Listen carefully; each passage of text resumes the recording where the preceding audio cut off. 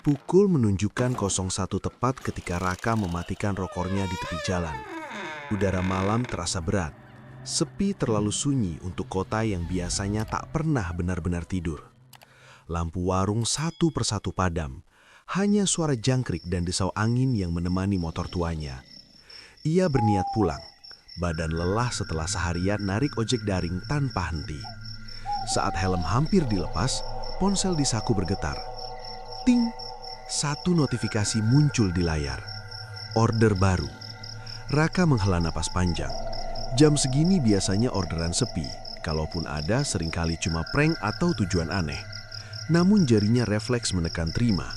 Entah kenapa, hatinya terasa sedikit berat sejak notifikasi itu muncul.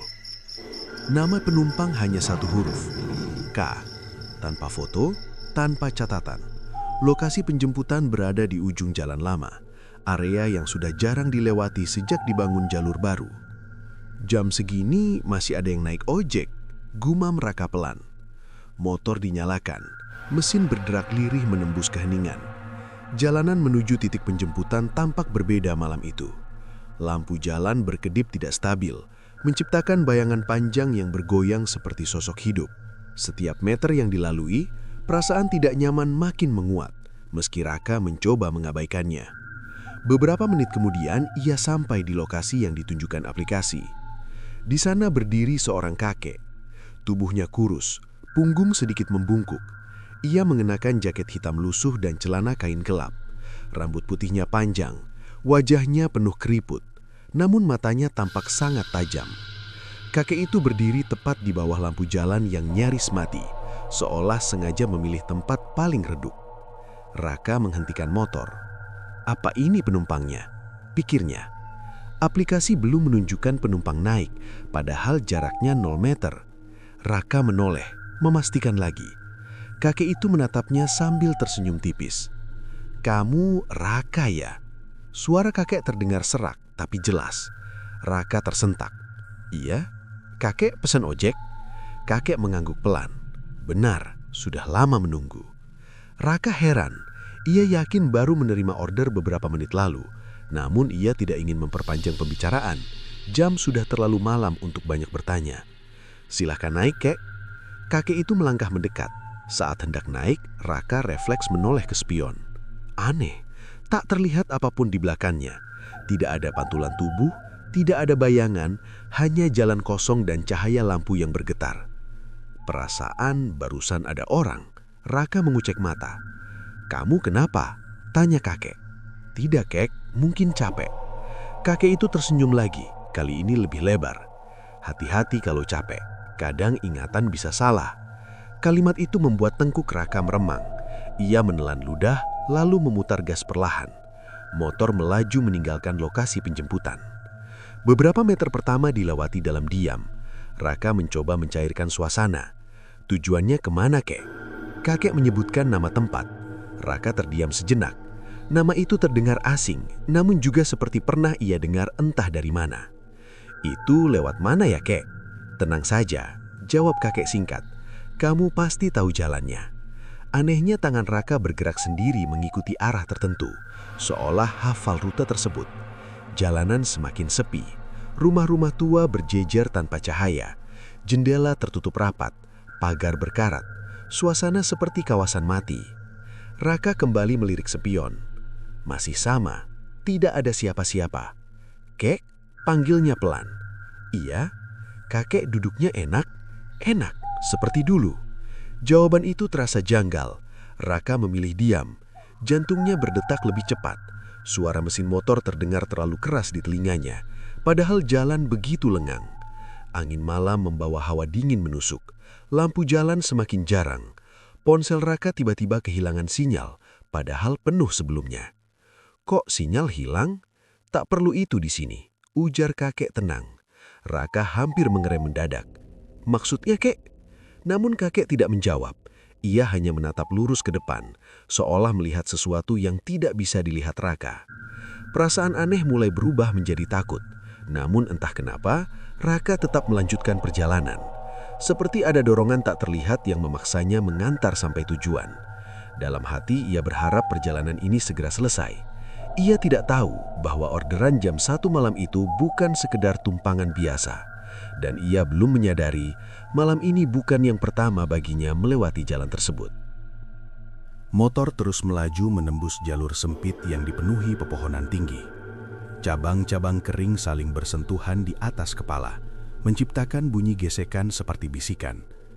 Raka merasakan punggungnya dingin, bukan karena angin, melainkan perasaan tak wajar yang semakin menekan dada.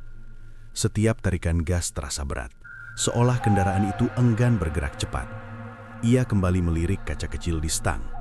Kosong, tidak tampak bahu, tangan, atau wajah. Padahal beberapa detik sebelumnya, kakek itu jelas berada di belakangnya. Raka mengurangi kecepatan, nyaris berhenti. "Kek," panggilnya ragu. "Ada apa?" Suara itu terdengar dekat, tepat di belakang telinganya. Raka terlonjak. Ia hampir menjatuhkan motor. "Kakek, di spion saya tidak kelihatan apa-apa." Keheningan menyusup beberapa detik. Lalu terdengar tawa pendek, kering, seperti daun patah diinjak. "Spion hanya memantulkan yang ingin terlihat," ucap kakek datar. Jawaban itu tidak menenangkan sama sekali. Raka menelan ludah. Ia mencoba berpikir logis. Mungkin sudut kaca tidak tepat, atau lampu motor kurang terang. Namun alasan itu runtuh ketika ia menoleh sedikit ke kanan. Tidak ada bayangan tubuh di aspal, padahal sinar lampu jelas menyorot jalan. "Kok bisa?" gumamnya lirih. "Jangan sering melihat ke belakang. Kalau terlalu sering, bisa tersesat." Raka menarik nafas dalam. Ia memutuskan menuruti perkataan itu. Pandangannya kembali lurus ke depan, namun rasa takut semakin menguat. Jalan yang dilalui berubah makin asing. Aspal berganti tanah keras. Lubang kecil tersebar di sana-sini, membuat motor berguncang pelan. Aplikasi di ponsel masih menyala, tetapi peta tidak bergerak. Titik biru tetap diam, seolah kendaraan tidak berpindah meski roda terus berputar. "Ini error ya?" Raka berbicara pada diri sendiri. "Bukan rusak," sahut kakek pelan. "Memang tidak pernah tercatat." Raka merinding. "Maksudnya, Kek?" "Banyak tempat tidak ingin dikenang," jawabnya singkat. Di kejauhan terlihat gerbang kayu lapuk setengah roboh. Tulisan di atasnya nyaris tak terbaca, tertutup lumut tebal. Saat motor melewati gerbang itu, udara berubah lebih dingin. Suara serangga mendadak hilang, digantikan kesunyian menekan. Raka merasa seperti masuk ke wilayah lain. Ia mencoba mengalihkan pikiran dengan bertanya lagi. "Kakek sering lewat sini?" "Dulu, sebelum semua orang pergi." "Pergi kemana?" "Tidak kemana-mana, mereka hanya berhenti ada." Kalimat itu membuat tangan Raka gemetar. Gas sedikit tersentak, motor melaju lebih cepat. Jantungnya berdegup keras, seakan ingin keluar dari dada. Beberapa rumah tua mulai terlihat di kiri kanan. Bangunan kayu dengan pintu tertutup rapat. Tidak ada lampu, tidak ada suara, seperti desa yang dibekukan waktu. Raka mencium aroma aneh, campuran lembab, tanah basah, dan sesuatu yang menyerupai dupa terbakar. "Kek, ini daerah apa?"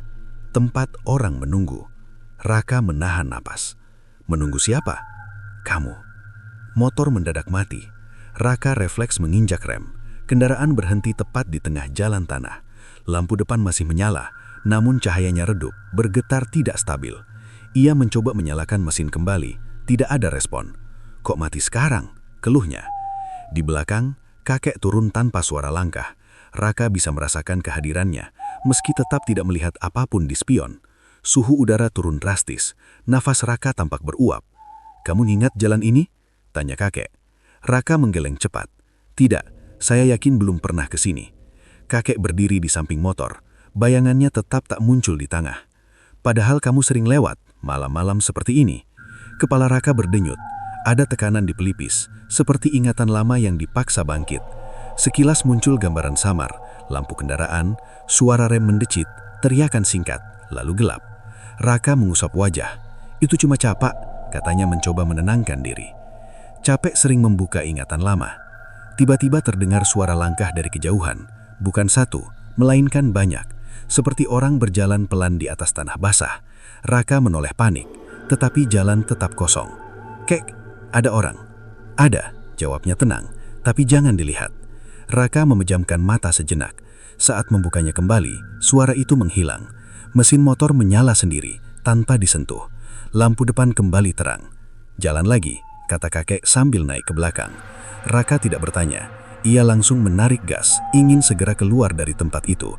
Namun dalam hati, ia mulai sadar satu hal yang membuatnya semakin takut.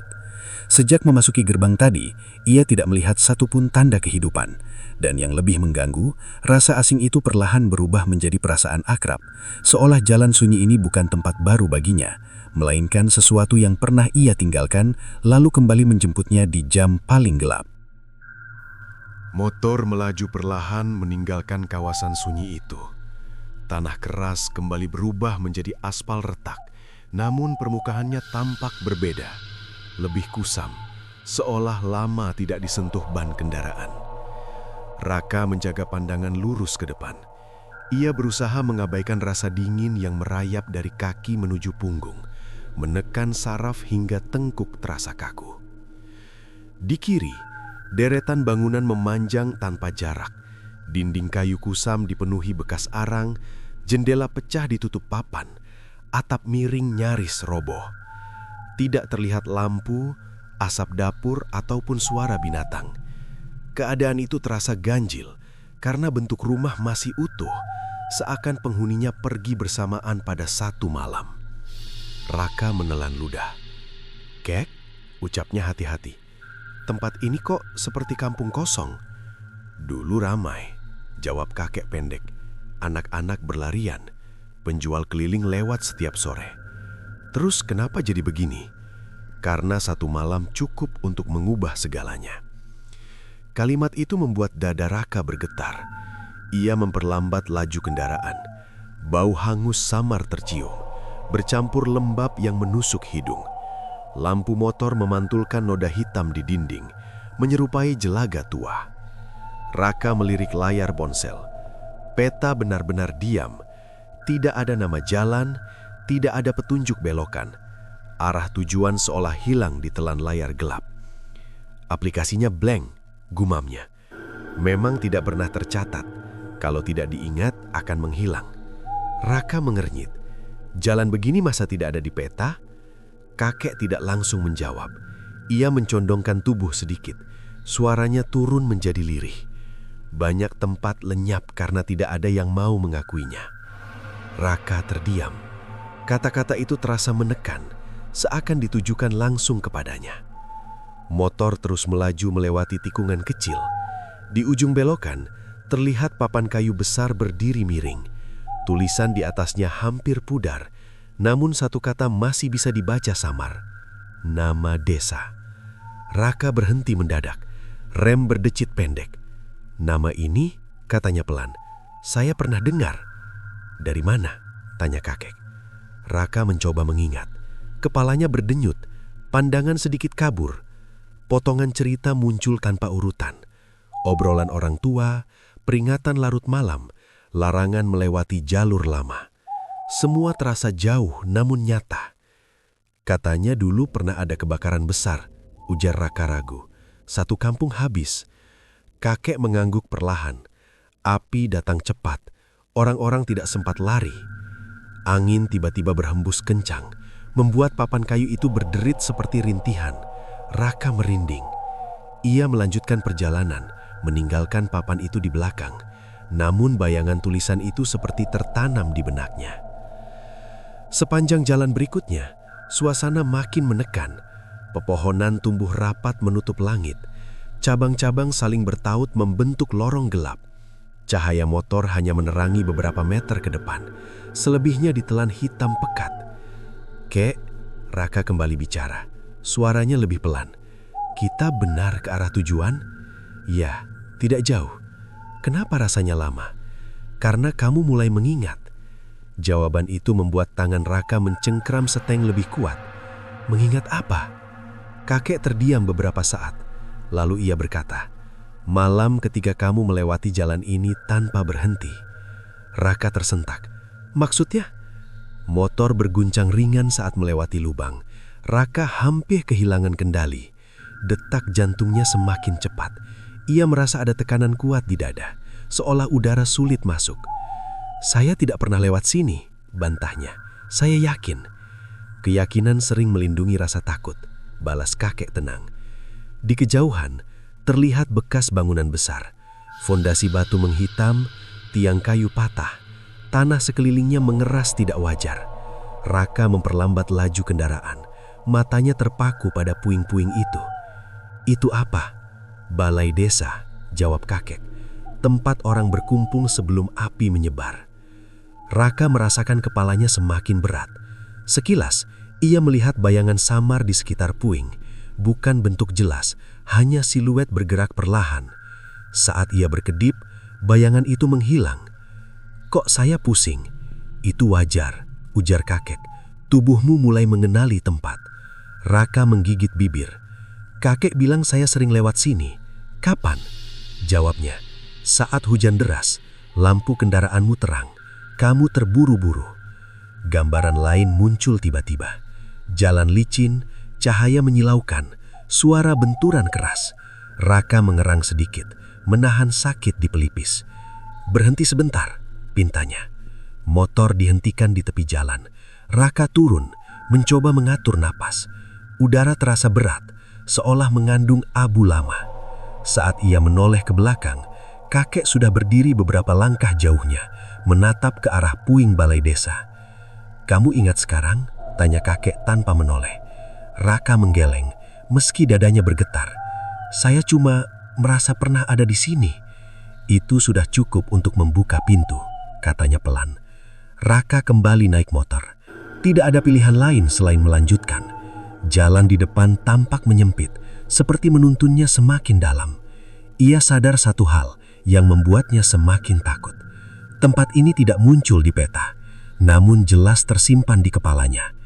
Dan semakin jauh ia melaju, semakin kuat perasaan bahwa jalan tersebut bukan sekedar rute menuju tujuan, melainkan jalur menuju sesuatu yang selama ini ia kubur rapat, menunggu dibuka tepat pada jam yang sama, di malam paling sunyi.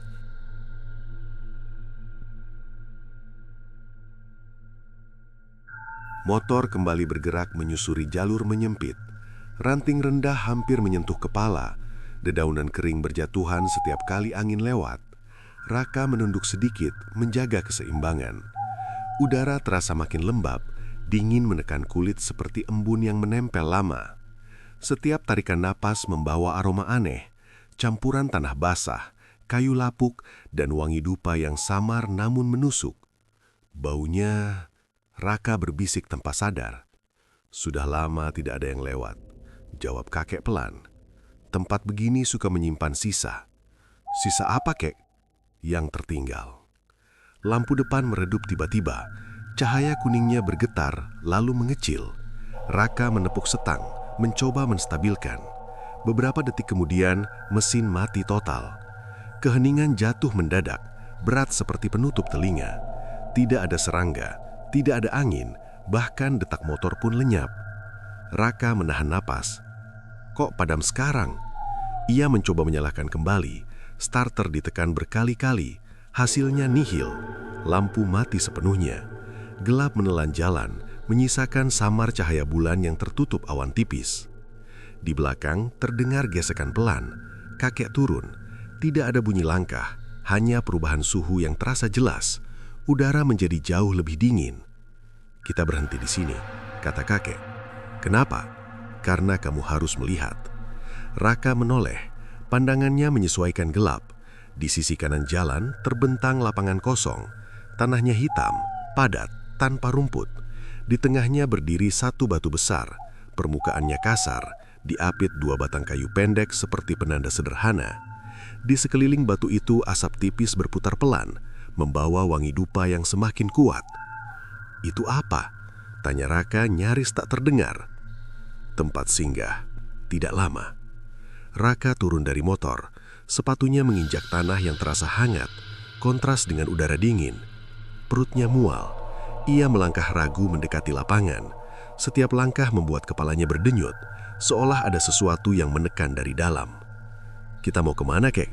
"Kesini saja." Kakek berdiri di dekat batu, bayangannya tetap tidak tampak. Raka memperhatikan detail sekitar, bekas jejak kaki yang samar, noda julap mengering, serta serpihan arang tertimbun tanah.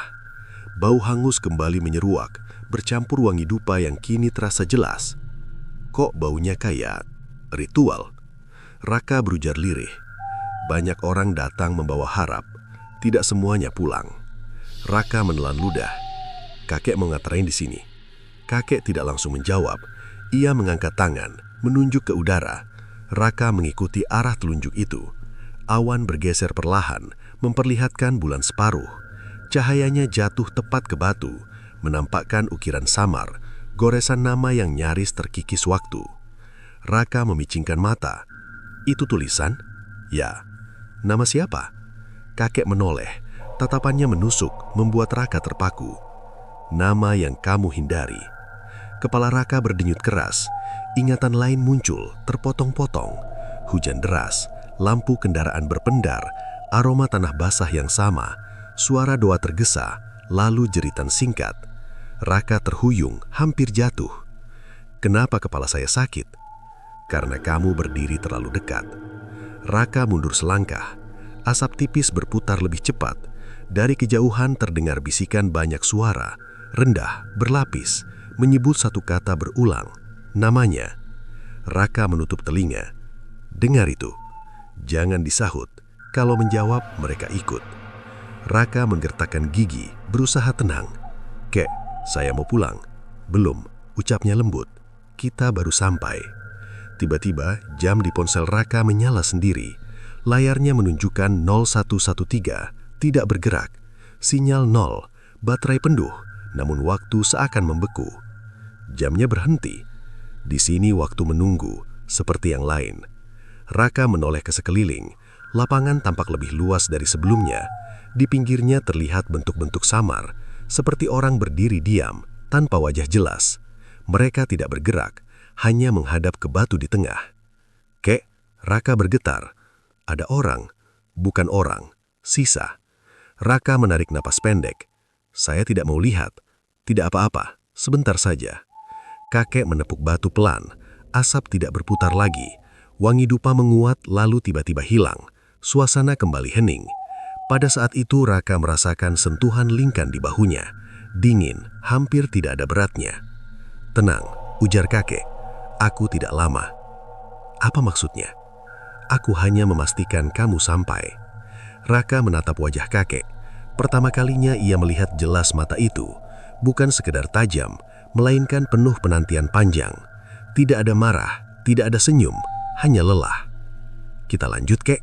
Tanya Raka pelan. Ya, mesinmu akan menyala. Raka berbalik menuju motor. Saat ia menekan starter, mesin hidup seketika. Lampu kembali terang. Ia menoleh cepat ke lapangan. Kosong. Batu, kayu, asap, semua lenyap. Hanya tanah rata tanpa tanda apapun, seolah tempat itu tidak pernah ada. Bau dupa menghilang, digantikan aroma lembab biasa. Kek, ada. Kakek sudah duduk di belakang. Raka tidak bertanya lagi. Ia langsung melaju meninggalkan lokasi itu. Namun satu hal tertinggal kuat di kepalanya. Tempat singgah itu terasa terlalu nyata untuk disebut hayalan. Dan ia tahu, berhenti barusan bukan kebetulan, melainkan peringatan bahwa perjalanan ini semakin mendekati sesuatu yang selama ini ia tolak untuk dihadapi. Motor melaju lebih cepat setelah meninggalkan lapangan kosong itu. Raka ingin segera menjauh, seolah jarak dapat menghapus apa yang baru saja terjadi. Angin malam menerpa wajahnya, namun dinginnya kini berbeda. Seperti menyusup dari dalam dada. Jalan kembali beraspal, tetapi warnanya pucat, seakan lama tidak disentuh cahaya pagi. Raka mencoba menenangkan pikiran. Tangannya masih gemetar saat menggenggam setang. Ia menghela napas panjang, berusaha fokus pada suara mesin yang kini terdengar stabil. Namun ada sesuatu yang terasa janggal. Bobot di belakangnya. Biasanya, mengangkut penumpang akan membuat motor sedikit berat. Namun sekarang, kendaraan itu terasa terlalu ringan, hampir seperti melaju tanpa beban. Raka melirik spion dengan cepat. Kosong, panggilnya pelan. Kakek, duduknya aman?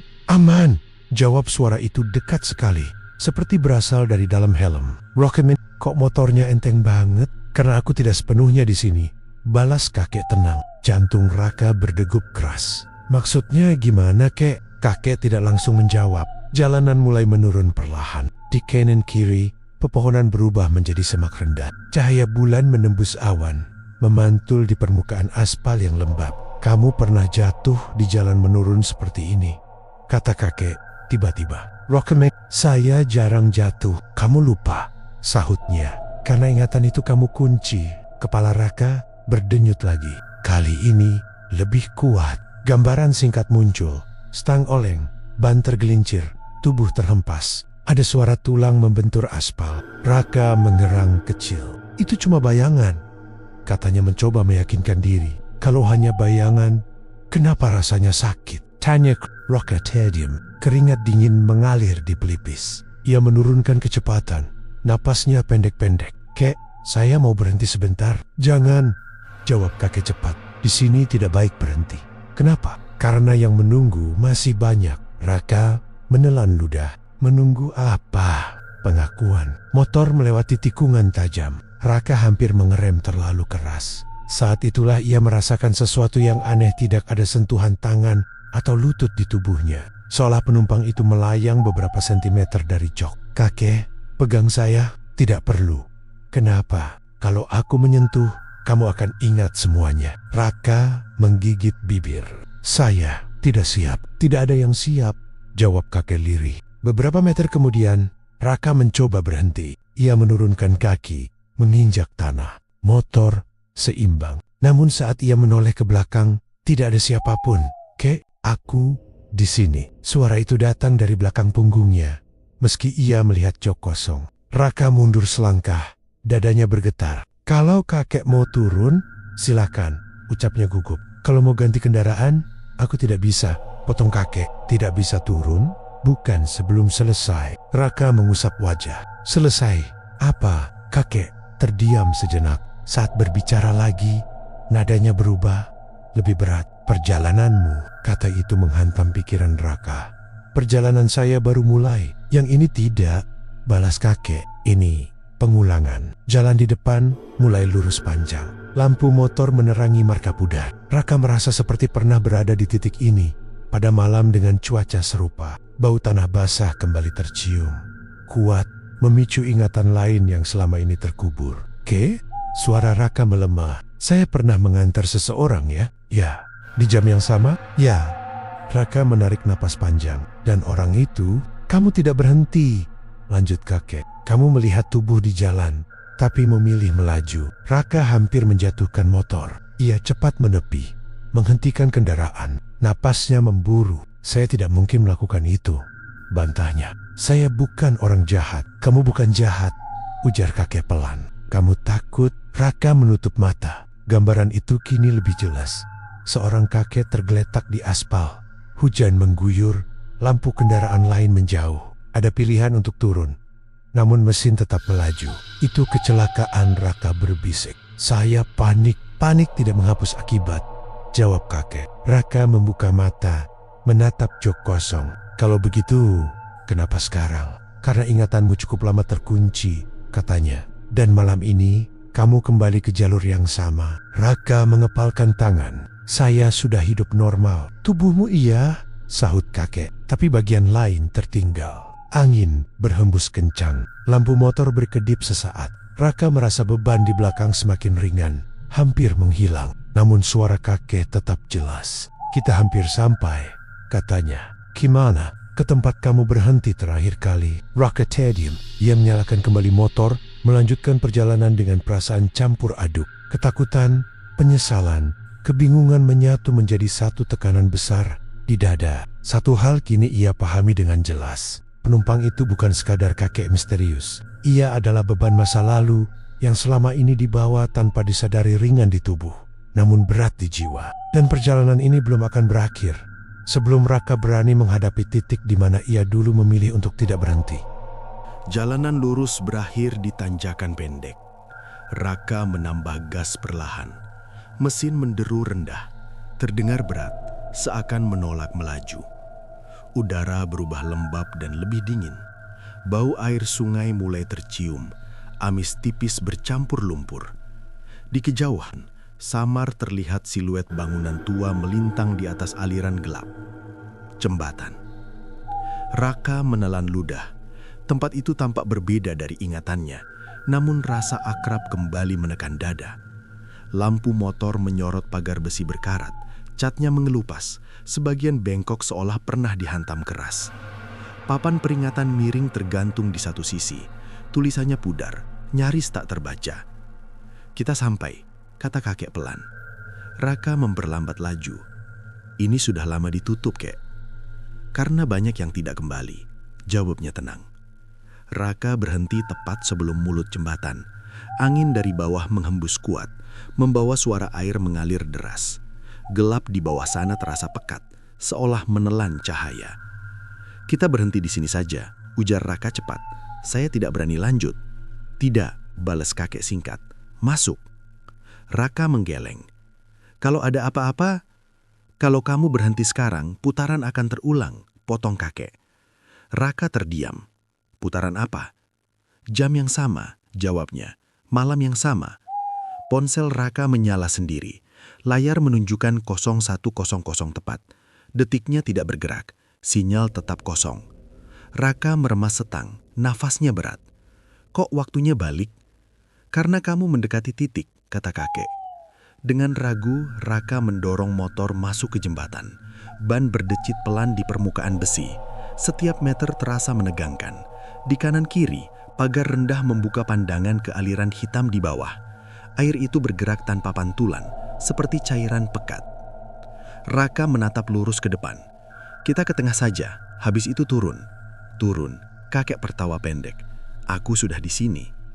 Jantung Raka berdegup keras. "Maksudnya?" "Kamu yang harus turun," jawabnya lirih. Motor berhenti di tengah bentangan. Angin semakin kencang. Lampu motor berkedip, lalu stabil. Raka mematikan mesin. Sunyi jatuh seketika. Hanya suara air menghantam batu. "Kek," ucap Raka pelan. "Ini tempat kecelakaan itu ya?" "Ya, disinilah aku tergeletak." Raka menutup mata. Ingatan itu kini utuh. Hujan deras, ban selip, tubuh tua terlempar. Helm retak menghantam besi. Raka ingat berhenti sebentar, menatap, lalu memilih melaju karena takut disalahkan. Ia ingat suara nafas berat dari seseorang di jalan. Ia ingat dirinya tidak menoleh lagi. "Saya salah," katanya gemetar. "Saya kabur." "Kamu meninggalkanku," jawab kakek tanpa emosi. Raka membuka mata. "Saya ingin minta maaf." Maaf tidak memutar waktu, tapi bisa menghentikan pengulangan. Raka menoleh ke belakang, jok kosong. Namun suara itu terasa dekat, seperti berdiri tepat di sisinya. Raka melangkah turun dari motor. Angin mengibaskan jaketnya. "Apa yang harus saya lakukan?" tanya Raka. "Lihat," kata kakek. Raka menatap ke bawah. Air bergolak. Di permukaannya muncul pantulan samar. Bukan wajahnya, melainkan sosok kakek dengan helm retak. Mata terbuka, menatap kosong. Raka tersentak, mundur setengah langkah. "Itu aku," ujar kakek menunggu. Raka menahan nafas. "Saya tidak tahu harus bagaimana." "Kamu tahu," jawabnya. "Kamu memilih pergi, sekarang pilih berbeda." Lampu jembatan tiba-tiba menyala satu persatu, redup dan berkedip. Bayangan panjang terbentuk di besi. Raka merasa punggungnya dingin, seperti disentuh kabut. "Kalau saya turun ke bawah, bukan tubuhmu, pengakuanmu." Raka mengangguk pelan. "Saya bersalah. Saya melihat tapi saya tidak menolong. Saya takut." Angin berhenti mendadak. Air di bawah tenang sejenak. Ponsel Raka bergetar, lalu mati. Jam di layar hilang. "Ulangi," pinta kakek. "Saya memilih lari," ucap Raka lebih keras, "dan itu salah." Keheningan pecah oleh bunyi besi berderit. Di depan, pagar jembatan terbuka sedikit, seolah memberi jalan. Raka merasakan tekanan di dadanya berkurang, meski rasa perih masih tertinggal. "Kita selesai?" tanya Raka ragu. "Hampir," jawab kakek. "Bayaran belum kamu terima." "Bayaran apa?" Kakek tidak menjawab. Angin kembali bertiup, kali ini lembut. Lampu motor menyala sendiri. Raka naik, duduk, memegang setang. Ia menunggu. "Kek, ada. Setelah ini, kamu akan tahu." Raka menyalakan mesin. Saat ia menoleh ke belakang sekali lagi, ia merasa beban itu hampir hilang, seperti kabut yang mulai menipis. Namun perasaan dingin masih tersisa, mengingatkan bahwa perjalanan belum benar-benar berakhir. Motor bergerak meninggalkan tengah jembatan. Di belakang, lampu-lampu kembali padam satu persatu. Raka melaju perlahan, membawa satu pemahaman pahit. Tujuan terlarang itu bukan tempat, melainkan keberanian untuk mengakui dan berhenti mengulang kesalahan. Motor meninggalkan jembatan perlahan. Raka tidak menoleh lagi. Tangannya kini lebih tenang, meski dada masih terasa sesak. Jalan di depan terbentang lurus, diapit pepohonan jarang. Cahaya bulan jatuh rata, memberi penerangan cukup tanpa bantuan lampu tambahan. Udara tidak sedingin sebelumnya, namun keheningan tetap menekan. Beberapa saat berlalu tanpa suara. "Kek," ucap Raka akhirnya, pelan namun jelas. "Ya," jawab suara itu. "Apa yang barusan terjadi? Apakah itu cukup?" Kakek tidak segera menjawab. Angin berembus ringan, membawa suara dedaunan bergesek. Motor melaju stabil, seakan jalur ini kini lebih ramah.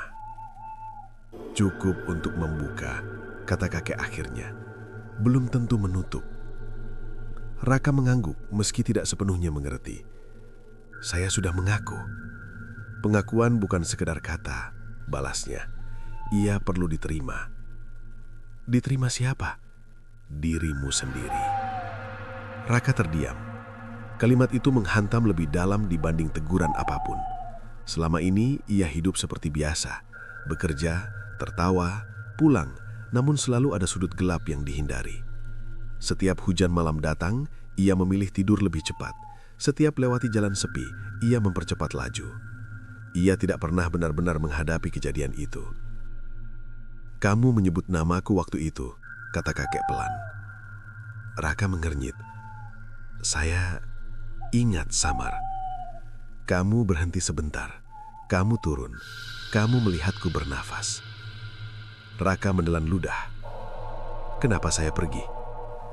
"Karena suara kendaraan lain mendekat," jawabnya. "Kamu takut dituduh." Raka memejamkan mata sesaat. Gambaran itu muncul jelas. Lampu mobil dari kejauhan, klakson samar, detak jantung yang memekakkan. Ia ingat rasa panik yang menelan empati. "Saya memilih diri sendiri," ucap Raka lirih. "Semua orang melakukannya," kata kakek. "Tidak semua berani mengingat." Motor melewati persimpangan kecil. Di sisi jalan terdapat pos ronda tua. Bangunannya reyot, kursi kayu terbalik, lonceng besi tergantung berkarat. Raka memperlambat laju. "Tempat ini, kamu bertanya di sini," potong kakek. "Kamu bilang ada orang jatuh." Raka mengangguk. "Dan mereka bilang tidak melihat apa-apa." "Mereka sudah pulang," jawab kakek. "Hujan membuat orang malas keluar." Raka menarik nafas panjang. "Kalau saya memaksa, kamu tidak," kata kakek singkat. Sunyi kembali menyelimuti.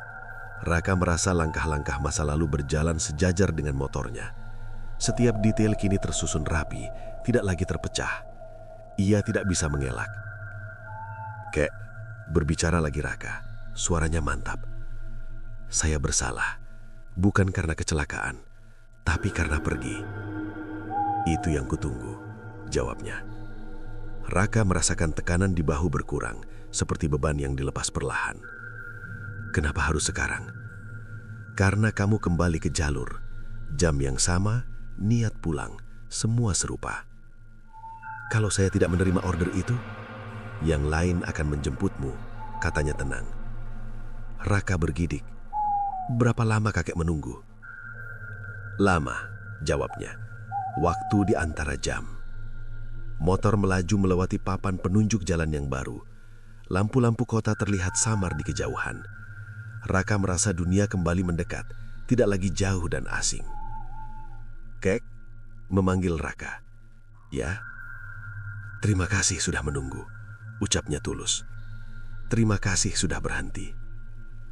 Beberapa detik kemudian, Raka menyadari sesuatu. Beban di belakang benar-benar hilang, bukan ringan, melainkan kosong. Ia menepi, menghentikan motor. Menoleh, jok kosong. Udara normal, tidak ada suara di telinga. Raka berdiri, mengatur nafas. Ponselnya menyala. Jam menunjukkan 01.27. Waktu kembali berjalan. Ia menatap jalan di belakang, lalu ke depan. Tidak ada yang berubah, namun segalanya terasa berbeda. Pengakuan itu akhirnya terucap, bukan hanya pada sosok yang menunggu, tetapi pada dirinya sendiri. Dan meski malam belum sepenuhnya usai, Raka tahu satu hal dengan pasti. Yang terpendam telah dibuka. Kini tinggal menerima bayaran dari pilihan yang dulu ia ambil. Raka kembali menyalakan motor dan melaju perlahan. Jalanan kini terasa normal. Aspal rapi, marka jelas, lampu rumah menyala di kejauhan. Namun di dalam dadanya ada kekosongan aneh, bukan lega sepenuhnya, melainkan ruang yang baru saja ditinggalkan sesuatu. Angin menyentuh wajahnya tanpa menusuk. Malam tampak lebih tenang, seolah peristiwa tadi hanyalah mimpi panjang. Beberapa ratus meter kemudian, ponselnya bergetar. Ting! Notifikasi pembayaran muncul. Layar redup menyala, menampilkan rincian order yang barusan. Tujuan tertera singkat, tanpa alamat lengkap. Di bawahnya, nominal ongkos tercantum Rp0. Kok 0? Raka berbisik. Ia memperlambat laju, menepi di dekat trotuar. Lampu motor dimatikan. Sekitar sepi, hanya suara dedaunan digerakkan angin. Raka membuka helm, mengusap wajah, mencoba memastikan dirinya benar-benar terjaga. Bayaranmu belum itu. Suara tersebut muncul lagi, tenang, dekat, tanpa arah jelas. Raka menegang. Kek, panggilnya Rago. Di sini, jawab suara itu. Raka berdiri, menoleh ke belakang. Tidak ada siapapun, namun hawa di sekitar berubah, lebih dingin, lebih berat. Lampu jalan di atas kepalanya berkedip, lalu stabil. Kakek bilang bayaran, ucap Raka pelan. Saya tidak minta apa-apa. Kamu tidak minta, tapi kamu harus menerima. Raka menelan ludah. Terima apa? Ada bunyi gesekan lembut di aspal. Sesuatu diletakkan di bangku motor, tepat di belakang jok. Raka menoleh perlahan. Sebuah helm lama. Permukaannya kusam, penuh goresan. Retakan menjalar dari sisi kanan hingga ke depan. Di bagian dalam, bantalan tampak menghitam, berbau logam dan tanah. Raka mengenali benda itu seketika. Napasnya terhenti. Itu milik saya, katanya gemetar. Ya, yang kamu pakai malam itu. Raka meraih helm tersebut dengan tangan bergetar. Beratnya terasa tidak wajar.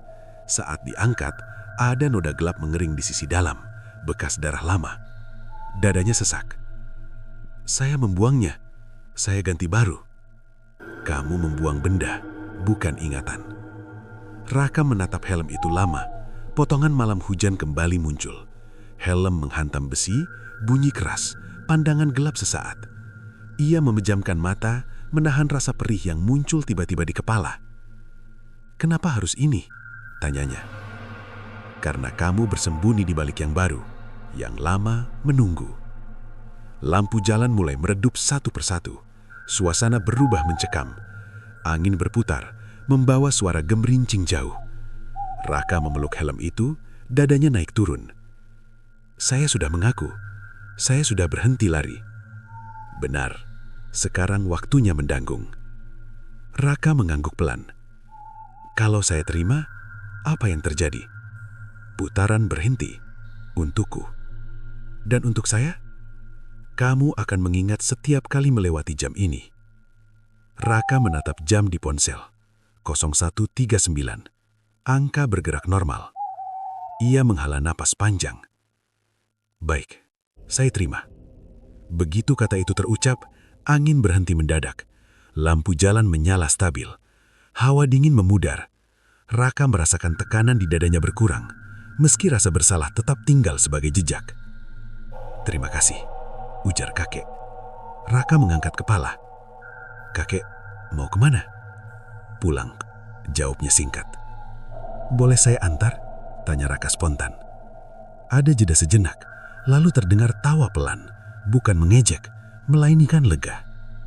Kali ini tidak. Raka menunduk. Maaf.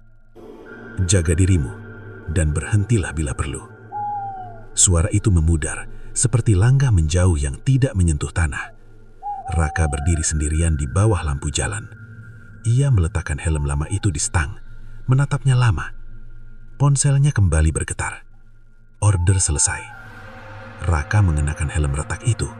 Saat busa menyentuh kepala, ada sensasi dingin singkat, lalu normal. Ia menyalakan motor. Mesin menyala halus. Jalan di depan terbuka terang. Ia melaju pulang dengan kecepatan sedang. Setiap lampu yang dilewati terasa lebih jelas. Setiap suara lebih nyata. Tidak ada bayangan di spion. Tidak ada bisikan. Namun saat jam mendekati 2 malam, Raka merasakan satu hal yang pasti. Bayaran itu bukan hukuman semata, melainkan penanda. Tanda bahwa kebenaran tidak lagi dikejar, melainkan dibawa. Dan di setiap malam sunyi berikutnya, helm retak itu akan mengingatkannya pada pilihan untuk berhenti, menoleh, dan tidak mengulang.